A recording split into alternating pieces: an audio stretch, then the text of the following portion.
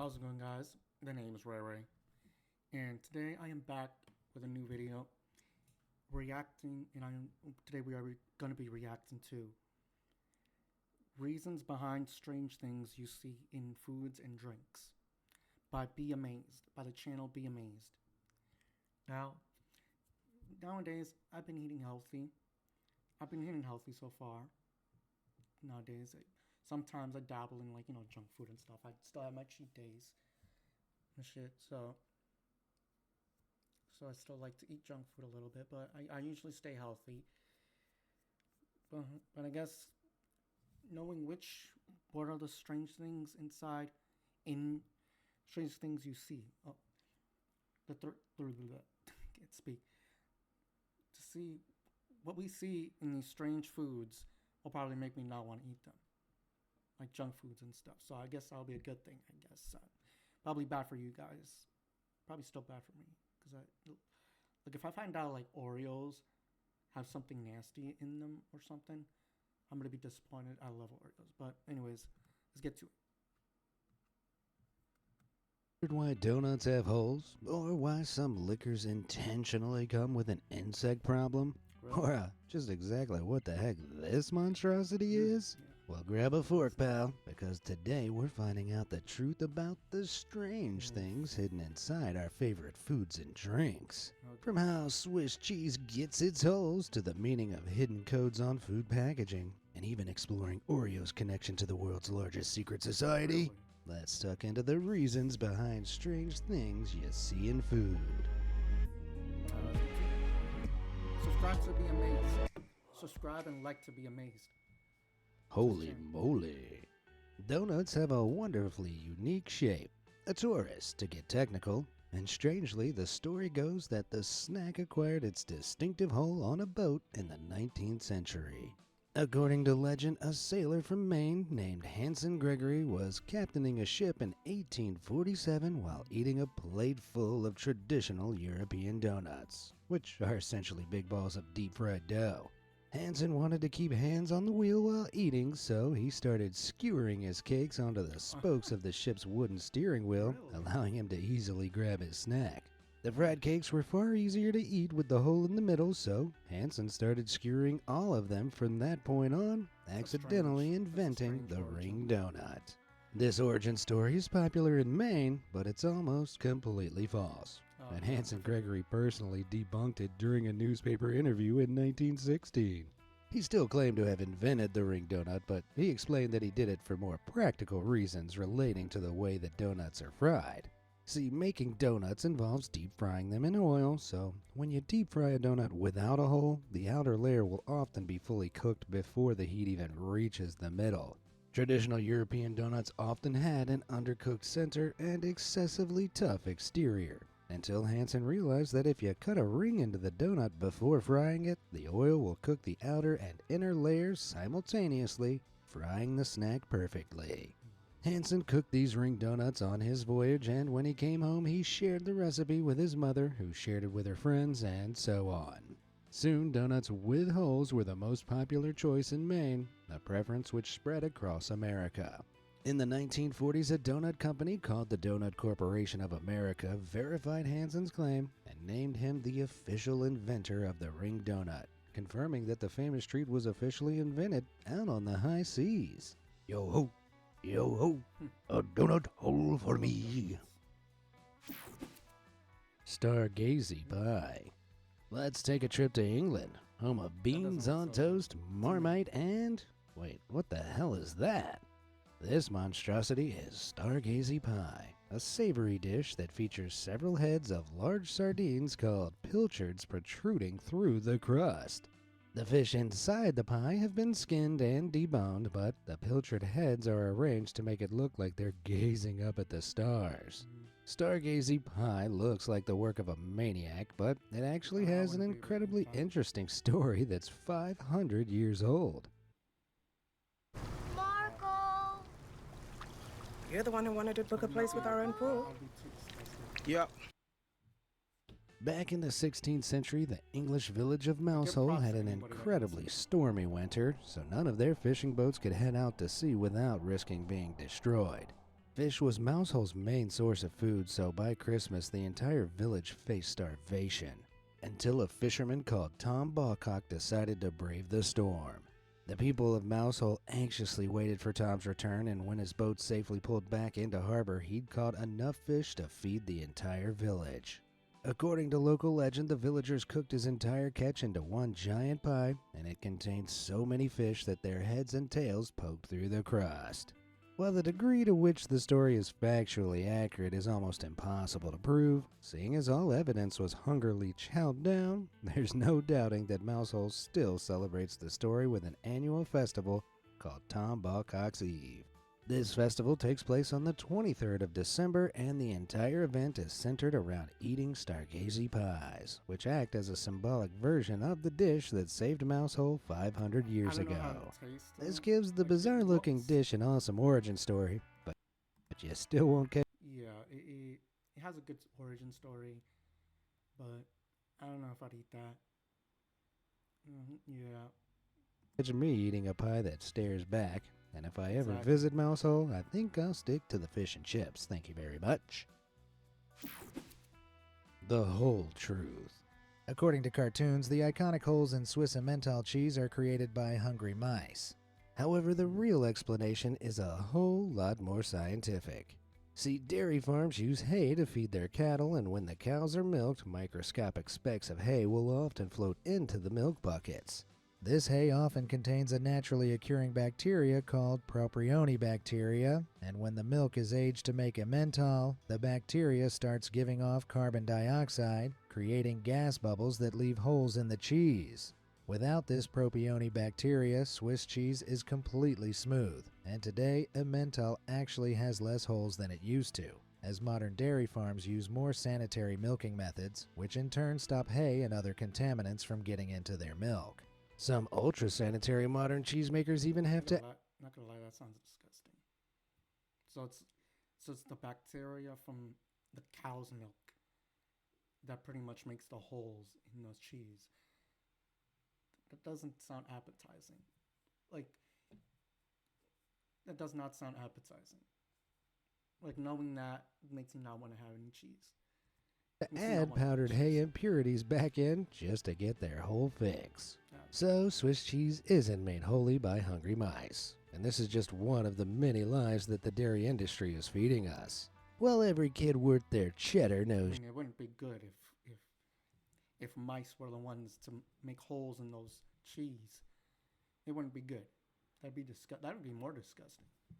you color in cheese using the yellow crayon. It may shock you to learn that some of your favorite types of cheese are dyed yellow. See, the natural color of cheese is dependent on the diet of the cows that make it. In the summer, cows left out to pasture graze on grass, which is filled with a chemical called beta-carotene. This gets released through their milk and becomes visible through the cheese-making process, resulting in cheese with a natural yellow tint. However, in winter, cows eat grass that's been dried and turned into hay. The drying process destroys the beta-carotene in the hay, so the cheese that winter cows produce will be a pale off-white color. Back in 16th century England, summer cheese was considered far more desirable than winter cheese, until cheesemakers realized that they could dye their pale winter cheeses yellow to trick their customers. They used carrot juice, saffron, and a red dye called annatto to color their products, and as cheese became more colorful, consumers started to believe that the more vibrant the cheese, the better the quality. This led to the invention of orange cheeses like Red Leicester, Colby cheese, and orange cheddar, as cheesemakers attempted to make their naturally pale cheeses as colorful as possible. Over time, these products became incredibly popular, and our grocery stores are still stocked with cheese that's been dyed orange or yellow. As a result, if your favorite cheese is brightly colored, you're really the victim of a con that was started by a group of English farmers over 500 years ago. Those rascals. That's interesting. That's interesting. Glue for dinner. Sometimes reading an ingredients label is like reading a chemistry textbook, often being full of additives with complex chemical names. However, we eat these mysterious additives on a daily basis, and one of the most common ingredients in our food is a molecule called cellulose. This additive can be found in everything from tomato sauce and cookies to hot dogs and bagels, and shockingly, the molecule is taken from sawdust. Now, before you start to panic, you aren't eating pure sawdust when you eat cellulose. See, cellulose is found in all plants, including vegetables like broccoli. So it's completely safe for human consumption once chemically extracted from waste sawdust, and food manufacturers add it to their products to improve texture or increase the amount of fiber in our food. Cellulose isn't the only eyebrow-raising additive found in our food. Ammonia is a poisonous chemical compound that causes burns when it's exposed to human skin. However, it's been widely reported over the past 15 years that some food manufacturers will blast their ground beef with ammonia to kill harmful bacteria on the meat.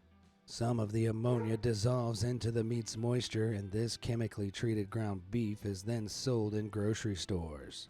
Now, feeding poisoned meat to the public sounds pretty diabolical. However, the FDA have stated that these products are completely safe as they use small amounts of ammonia mixed with water, and there are barely any traces of the poisonous chemical left when the process is done.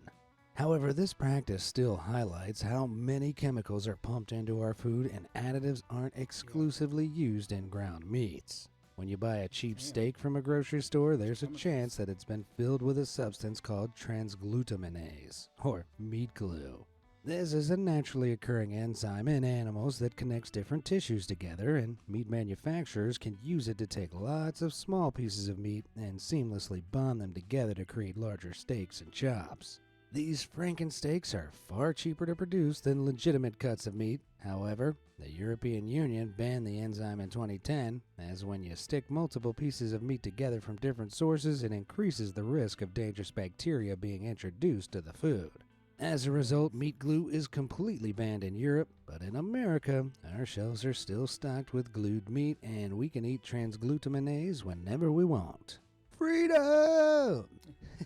I guess that makes it easier. It does make it easier to just like get like pieces of meat, glue it all together in sense, glue it all together, and just make a big meat steak or something like that. Makes sense.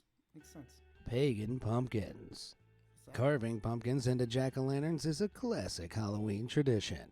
But incredibly, the practice started thousands of years before Halloween even existed, emerging from ancient pagans, and what we know as Ireland and Britain today, celebrating a Celtic holiday called Samhain. Samhain marked the beginning of winter, and the Celts believed that during this period the doorway to the spirit world was opened, allowing demons and spirits to freely walk the earth. The pagans needed to scare these evil spirits away, so they started dressing up in spooky costumes, lighting bonfires, and carving scary faces into turnips during Samhain. The Irish Celts in particular widely celebrated this festival for millennia, until the 5th century CE, when European Catholics began converting Ireland to Christianity. The Christians knew that this conversion would be gradual, so instead of erasing Celtic culture completely, they incorporated pagan celebrations into the Catholic calendar. This process partially involved taking the Christian holiday of All Hallows Eve, this being the evening before All Hallows Day, otherwise known as All Saints' Day, and tweaking it to include some elements of Samhain, like telling ghost stories and carving turnips or rutabagas. This somewhat eased the transition from paganism to Catholicism, and as Ireland became a predominantly Christian country, they came up with a new myth to explain the pagan practice of turnip carving. This story follows a devious drunkard called Jack, who was visited at a pub by Satan, who offered to buy him a drink in exchange for his soul. Jack convinced Satan to turn into a coin to pay the barkeep, with Jack suggesting they could then disappear to cheat the barkeep out of the money. This impressed Satan, and he obliged with the plan, but Jack tricked the devil himself by quickly putting the coin in his pocket next to a silver crucifix. The holy symbol... Damn, you fell for that? Damn. You really fell for that. If this is true, I guess. Really fell for that. Yeah, that's interesting. I didn't know that origin of Halloween. Halloween's my favorite holiday, so I did not know that. It's cool. But yeah. Trapped the devil inside the coin, and Jack only released him when he promised not to take Jack's soul to hell when he died. When Jack passed away years later, the devil fulfilled his promise and didn't drag him to hell. However, Jack wasn't a good man, so he wasn't let into heaven either. As a result, Jack Soul was forced to roam around the Irish wilderness for eternity, carrying a lantern made from a hollowed-out turnip. This story offered a Christian explanation for the tradition of carved turnips, and it also prompted Irish people to start calling them jack-o'-lanterns. In the 18th century, large numbers of Irish settlers started moving to America, and they brought their All Hallows Eve or Halloween traditions with them. Upon their arrival, they discovered that pumpkins were far more abundant and easier to carve than turnips, so they tweaked their traditions slightly, and the modern jack-o'-lantern was born, creating a Halloween icon that's linked to paganism, turnips, and the wandering spirit of an alcoholic called Jack. Conspiracy. That's pretty interesting. That's pretty cool. I did not know. Yeah, turnips were used as jack-o'-lantern. I did not know that. And so I guess people just switched to pumpkins because it was easier. That was pretty interesting. I like that. Cookies. Now the Oreos. Oreos are the best-selling cookie in the world, and each one is marked with the same distinctive pattern. Most of us don't pay any attention to this design, but some conspiracy theorists are obsessed with it, and they believe the symbols and shapes hide a dark secret. See, Oreos are made by a company called Nabisco, and conspiracy theorists have noted that both Nabisco's logo and the Oreo pattern display an ancient symbol called the Cross of Lorraine. This symbol features on every Nabisco product, and incredibly, it's also used by the Freemasons, the largest secret society in the world. This secret brotherhood has over 6 million members worldwide, and although no outsiders know exactly what the Freemasons do behind closed doors, they've been rumored to interfere with political elections and permanently silence people to stop their secrets from getting out. The society used lots of ancient symbols to represent their different ranks, including the Cross of Lorraine and the Cross Patty, another symbol that's supposedly represented on the Oreo, though I'd say that's a stretch. Some people believe that this proves that Nabisco and Oreos are connected to Freemasonry. However, the theories have some holes. The Freemasons were founded in 1599, but the Cross of Lorraine is so old that it was used all the way back in 1095 AD by the Knights Templar, a Catholic military group that fought during the Holy Crusades. The symbol's been used by hundreds of different organizations over the years, and the specific design of an oval topped with the cross was regularly used as a mark of quality checking by 15th century printers in Venice. In 1898, Nabisco's first chairman, Adolphus Green, discovered this while flicking through an old Venetian book. He found the Cross of Lorraine stamped on the pages, and he immediately adopted it as Nabisco's logo, without any knowledge of its connections to Freemasonry. As for the modified version of the pattern seen on Oreos, that was designed in 1952 by a Nabisco employee called William A. Turner. In 2011, Turner's son set the record straight by stating that his father wasn't a Freemason, and his designs didn't contain anything nefarious. Apparently, he included the Cross of Lorraine to reference Nabisco's logo, and the supposed cross patty is instead actually a flower. All this suggests that the connections between Oreo and Freemasons are purely coincidental. So when you twist, lick, and dip your Oreos in milk, you aren't pledging allegiance to the largest secret society in the world. Or at least that's what they want you to think.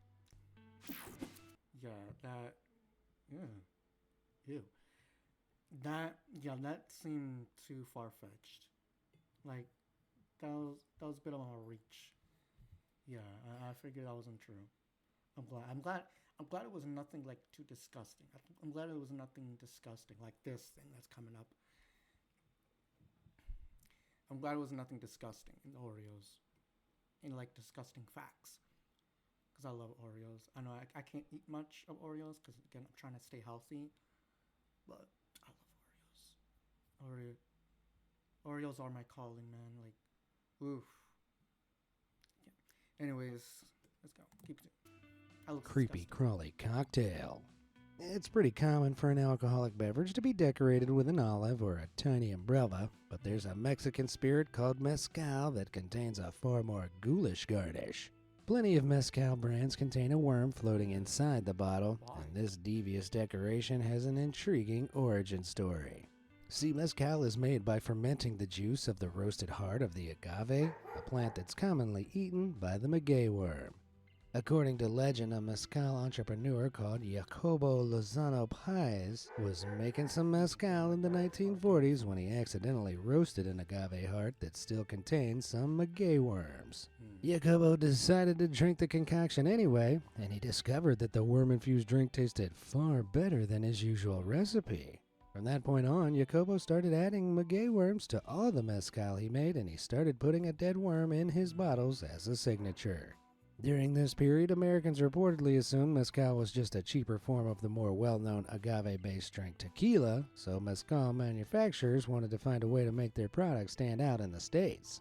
Seeing Jacobo's worm-infused mezcal, they decided to copy the practice while creating marketing campaigns that falsely claimed that the maguey worm was a traditional Mexican garnish that acted as a hallucinogen, an aphrodisiac, and a good luck charm. This marketing campaign worked, and today lots of the mezcal sold in America comes with an added worm. However, traditional mezcal... I don't know. That would not want to make me drink that. I mean, I don't drink alcohol in general, but like that would not make me want that. Having a worm in there, that'd be too disgusting. Mezcal in Mexico rarely comes with a worm, and some folks even insist that the original legend of Jacobo's happy little worm accident is little more than a marketing ploy in itself. Dang, with all this confusion, I need a stiff drink, worm included. Sorry, my dog is barking. My dog is barking so much. Hold on.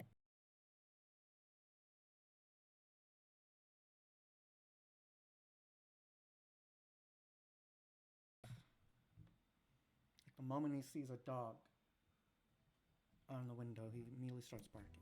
Unfair air. Life is full I've of heard of disappointments, and there's nothing worse than opening a bag of chips and discovering that it's only half full. Opening a bag of air is pretty soul-crushing. However, you should know that the chip manufacturers aren't trying... That is so unfair.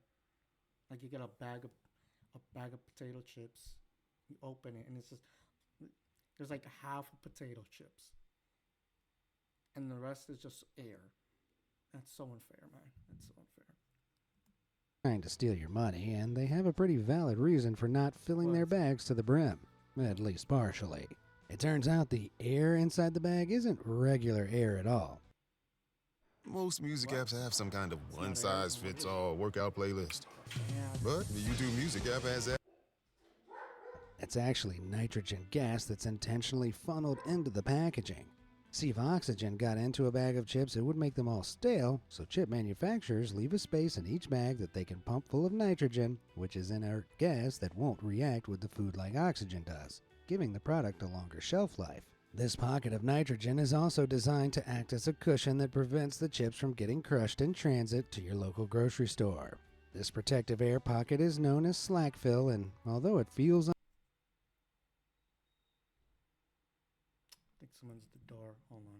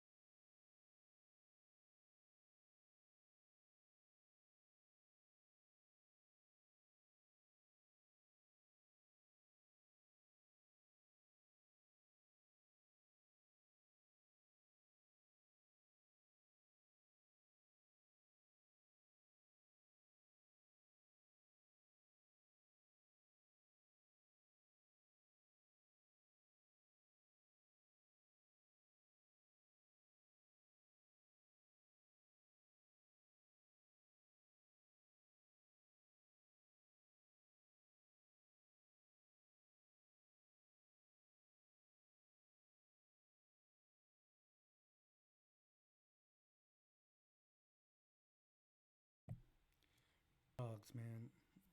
Let's continue. unfair, it actually stops us from ending up with a bag full of stale, chewy crumbs. I don't know about you, though, but I can't help feeling they could still squeeze at least a few more chips in there. You can still squeeze some more. Practical packaging. Now that we've looked inside our bags of chips, let's explore the secrets hidden on their packaging. Most types of food packaging are marked with colorful circles like this, and they aren't just there to look pretty. These are process control patches, and they're used to make sure all of the colors on the packaging are printed properly. For example, if the blue process control patch comes out too pale when the bag is printed, the manufacturers know that all the different shades of blue on the packaging will be pale too, allowing them to adjust the printer and fix the mistake. These patches can be found on most food products, but they aren't the only secret feature that's hidden on packaging. In America, most pieces of fruit have stickers that contain coded numbers called price lookup codes. Each product has a different identification number, and the codes are designed to help grocery stores keep track of their stock. However, consumers can use them to learn more about the fruit they're eating. For example, if the code starts with a 9, it typically means the piece of fruit was grown organically. But if the number starts with an 8, it means the fruit is genetically modified, usually for a longer shelf life. Other packaging features are implemented to make the experience easier for the consumer. For example, candy bars will often have a zigzag pattern at the end that makes the wrapper easier to tear open. Similarly, when you finish eating a lollipop, you might notice that the hollow sticks often have a small hole cut into the side. When lollipops are produced, the candy is melted and partially pushed through the hole before hardening. This secures the head of the lollipop to the stick, making it less likely to fall off into your mouth. Furthermore, if an overexcited child accidentally inhales the stick, they're less likely to choke as they'll be able to breathe through the hole in the hollow tube. Other products use similar techniques to keep their customers safe. In America, lots of milk containers feature inverted circles on the side of the jug. If your milk expires, the bacteria inside it will start to produce gas, and this gas will push against the indented circle and cause it to pop out, showing the consumer that their milk is not safe to drink. The indented circle also acts as a shock absorber if you drop the jug, as when the carton hits the ground, the force will cause the circle to pop out. This will absorb some of the energy of the fall and stop the jug from exploding, saving you from mopping the floor and crying over spilt milk. I did not know that. I did not know any of those things. That's interesting. I didn't know that about the fruits, and I didn't know that about the milk, especially the hole in the milk. I did not know that. It's interesting. Yeah, that's a cool fact. Eggs marks the spot. They say breakfast is the most important meal of the day, and for me, nothing beats waking up to a couple of fried eggs. But has your breakfast ever been ruined by cracking open an egg to find a red spot in the yolk? These sinister marks are called blood spots, and lots of people think that they mean the egg has been fertilized. Gross. However, the truth is a little less disturbing. See, during formation, the surface of every egg yolk is covered in tiny blood vessels, and if one of them ruptures during the egg production or laying process, it will leave a tiny speck of blood behind. This can happen to any chicken, though more commonly occurs if the egg is laid by an older hen. Around 4% of eggs will have these bloody spots. However, barely any of them will make it to your local grocery store. This is due to candling, a process that involves shining a bright light through an egg to see inside the shell. Egg factories use this process to remove red-spotted eggs from the production line. However, unlike Pokemon, they can't catch them all, so some faulty eggs do get shipped out to grocery stores and end up in our frying pans. Still, you shouldn't let this ruin your breakfast. Red spots are completely harmless, and these eggs are still totally safe to eat. So even though most people prefer to scrape the blood spots off their eggs before eating them, it's totally healthy to start your day with bacon, eggs, and a tiny burst blood vessel. Delicious. That's why I'm always iffy when I see anything in my eggs. If I see anything in my eggs, I just throw it out. But yeah, that's good to know. I guess it's good to know that's not anything like disgusting or like dangerous. But yeah, let's make sure. Moldy meal. When it comes to food, nobody does it quite like France, a land where a meal can consist of 1 baguette, 4 cigarettes, 6 snails, and a slice of moldy cheese. In all seriousness, French cuisine is delicious, and blue cheeses from France are among the most popular types of cheese in the world. However, lots of people don't know why we started eating moldy cheese or how we can eat the fungal fromage without getting sick. See, many common types of mold produce poisonous mycotoxins that can make us sick when eaten. However, blue cheese is made with a very specific type of mold called Penicillium roqueforti. This mold culture still produces mycotoxins that are poisonous to mice and dogs. However, they're perfectly safe for humans to eat.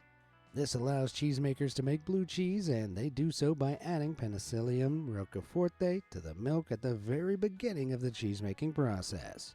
As the cheese ages, the mold will grow too, and spikes are pushed into the cheese during the maturation process to create hollow veins that the fungus can grow into. While the original inventor of this process is a source of debate among cheese historians, blue cheese is widely believed to have been accidentally discovered in Central Europe as early as 800 BC, having likely developed on cheeses stored in caves with temperatures and moisture levels that were naturally favorable for harmless molds. Ever since, blue cheese has become one of the most popular staples of cheesy cuisine, allowing foodies worldwide to safely stuff their faces with mold. That being said, remember that the mold used in blue cheese has to be Penicillium roqueforte or another proven safe Penicillium species. So you can't scrape the mold from your bathroom wall and spread it on crackers. That's a recipe for disaster. Funky fungi. I don't know if I don't know if I like blue cheese. No, I don't like blue cheese. Just regular cheese. When it comes to organic foods, most of the attention is placed on fruits and vegetables. However, they have a creepy cousin that's just as interesting. Mushrooms can look pretty freaky, and lots of them have a strange gill-like structure on the underside of their caps called lamellae. These weird-looking gills have been freaking out fussy kids for generations, but most people don't know that the lamellae actually have a very important purpose. See, fungi generally reproduce by firing millions of microscopic spores into the air so they can land somewhere and germinate into a new mushroom sprouting network. The lamellae are where the spores are made, and the folds between each gill are covered with microscopic spore-producing cells which regularly release their payload into the air. So when we chow down on mushroom with lamellae, we're literally biting down on giant spore factories. Maybe the fussy eaters have a point. Cryptic cookies. Fortune cookies are a staple of Chinese restaurants in America, so most people assume that the prophecy-bearing snacks are a traditional Chinese dessert. However, the cookies were invented in America, and their story actually starts in Japan. In Japanese culture, an omikuji is a written fortune prediction that's handed out at temples and shrines, and in Kyoto, some stores sell omikujis that are given to you with a traditional cookie. This snack is like a large, savory version of a fortune cookie, and when Japanese immigrants moved to America in the 1800s, they brought the recipe with them. Over time, Japanese chefs in California tweaked this recipe to make a sweet dessert with the fortune paper baked inside, creating the modern fortune cookie. However, during World War II, Japan and America were at war, and the U.S. government placed upwards of 2/3 of Japanese Americans living stateside in detention camps, causing the closure of most Japanese businesses. As Japanese restaurants started shutting down, Chinese restaurants decided to start selling fortune cookies, and they became incredibly popular. By the time the war ended in 1945, most Americans believed the dessert originally came from China, and this reputation has endured. Today, very few people know the cookie's Japanese origins, and they're still considered to be one of the most popular quote-unquote Chinese snacks in America. That being said, I never bother ordering fortune cookies.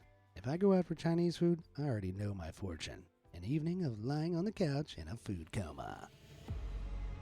Well, that about wraps. Yeah. Again, those are all interesting facts I did not know about in foods. Especially the milk one, the fruit with a sticker on it, the milk with the hole in the carton. I did not know that. Interesting. Anyways, I hope you guys enjoyed. Thank you for watching. Like, comment, subscribe. Go check out Be Amazed.